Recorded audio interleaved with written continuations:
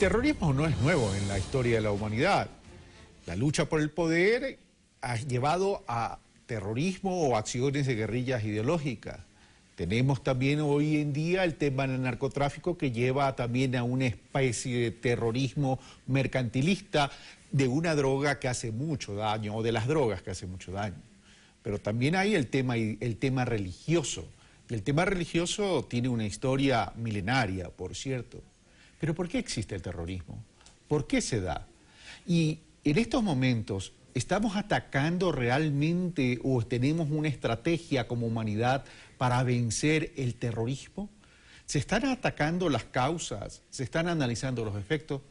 ¿Estamos frente a una guerra civilizatoria? Daniel Crespo, catedrático de la Universidad de los Hemisferios, está con nosotros. Bienvenido, Daniel. Buenos días, Carlos. Muchas gracias por esta invitación. Entro a la pregunta de lleno. ¿Por qué existe el terrorismo? Es una pregunta, como hablábamos hace un momento, bastante compleja de poder responder. Yo diría que de una forma muy general es una respuesta política radical ante una situación que a través de mecanismos formales no podría presentar una solución aparente. Lo que nosotros podríamos calificar como terrorismo ya lo podemos rastrear, efectivamente, al menos unos 2000 años atrás.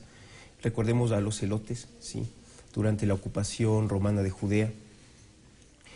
Pensemos en los hashashin durante las cruzadas, ¿sí?, que fue una respuesta desde cierto sector de la Shia contra, no solamente contra la ocupación cristiana, sino también contra las autoridades suníes dentro del mismo mundo árabe. Si nos vamos hasta el siglo XIX, tenemos la guerra de guerrillas que de alguna manera intentó expulsar y debilitar a los franceses en España.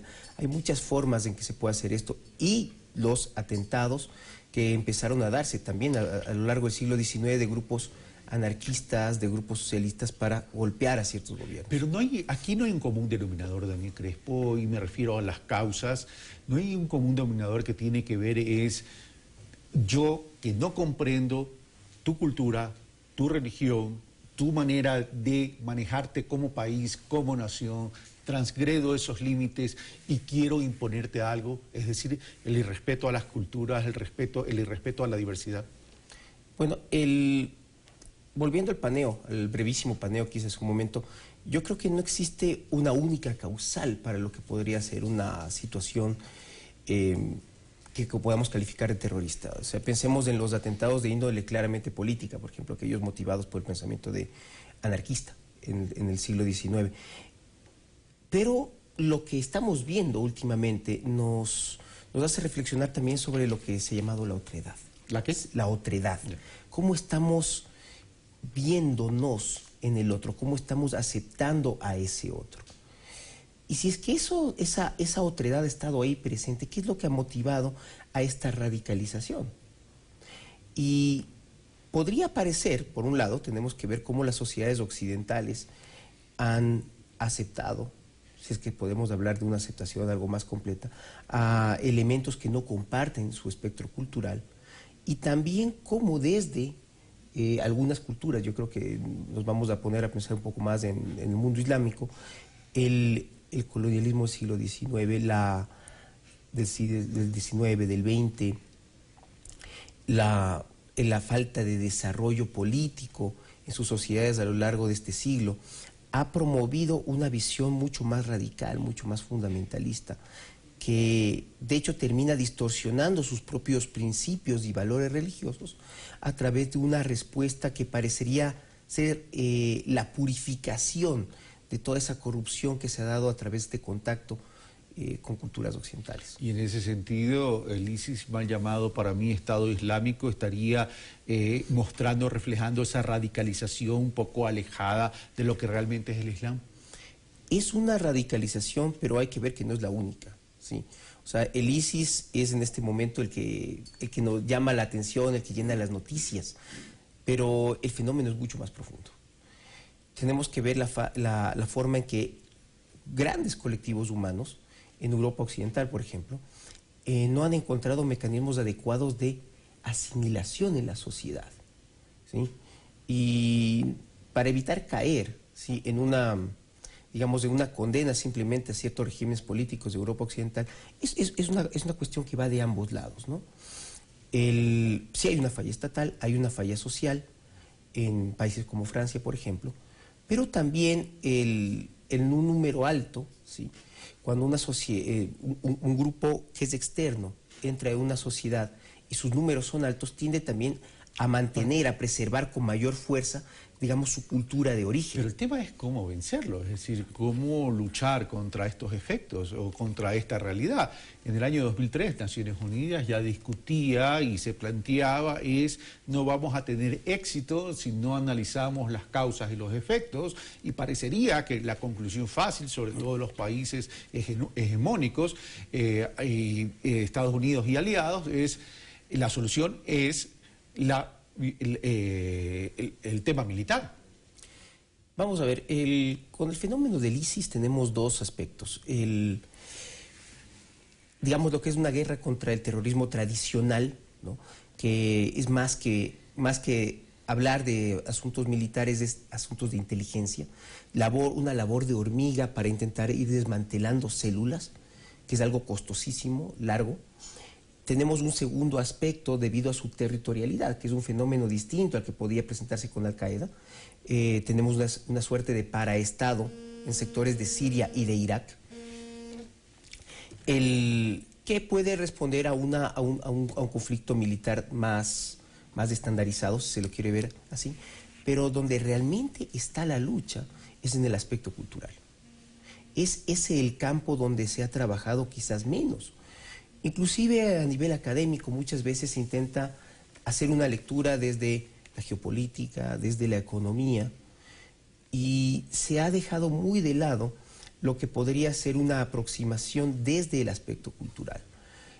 Tengo en este momento en la cabeza la postura del choque de civilizaciones de Samuel Huntington y su visión del realismo de poder, que parecería estar perfectamente avalada por lo que está pasando, ¿sí? E inclusive por la fragmentación que estamos viendo en la Unión Europea.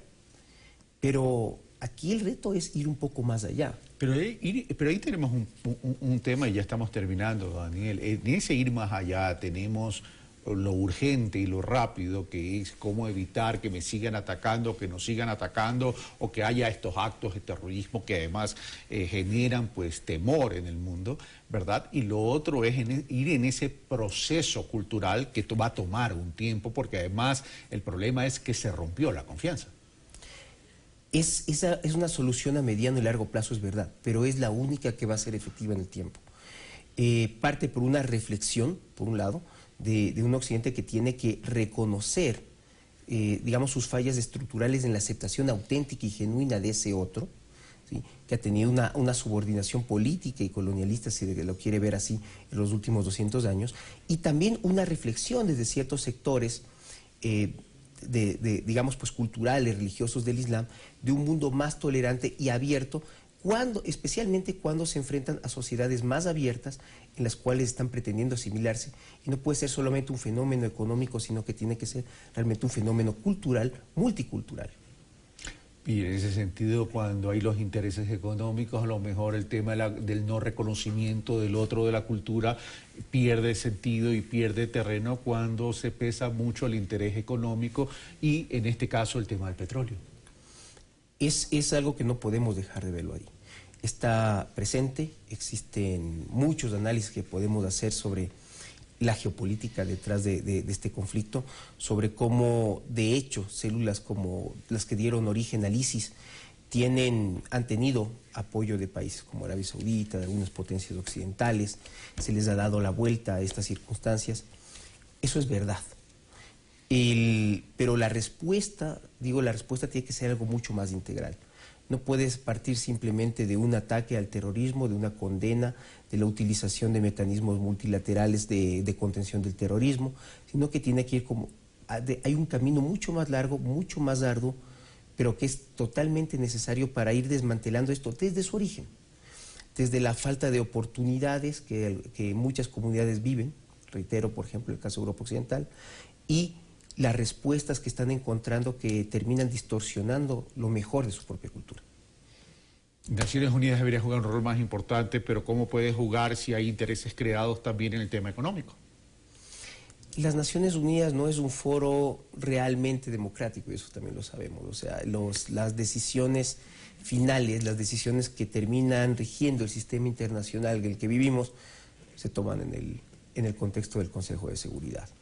Sin embargo, el ascenso de ciertas potencias emergentes, la posibilidad de que, por ejemplo, los llamados BRICS tomen un papel más destacado en esto, puede ser esperanzador, ¿sí?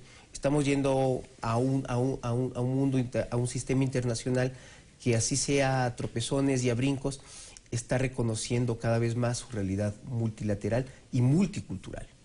Daniel Crespo, muchas gracias. Tema para seguir debatiendo, por cierto. Larguísimo. Vos Esto es estás haciendo larguísimo. una investigación sobre estos temas. Sí, es lo que te estaba comentando hace un momento, es mi interés académico del momento. Bueno, Daniel Crespo, catedrático de la Universidad de los Hemisferios y especialista en estos temas internacionales, ha estado con nosotros. ¿Por qué existe el terrorismo? Bueno, ¿hay solución? Las conclusiones las sacan, como siempre, ustedes. Sigan en la sintonía de Ecuador TV. Soy Carlos Rabascal, yo los espero el día de mañana con más pensamiento crítico. Gracias.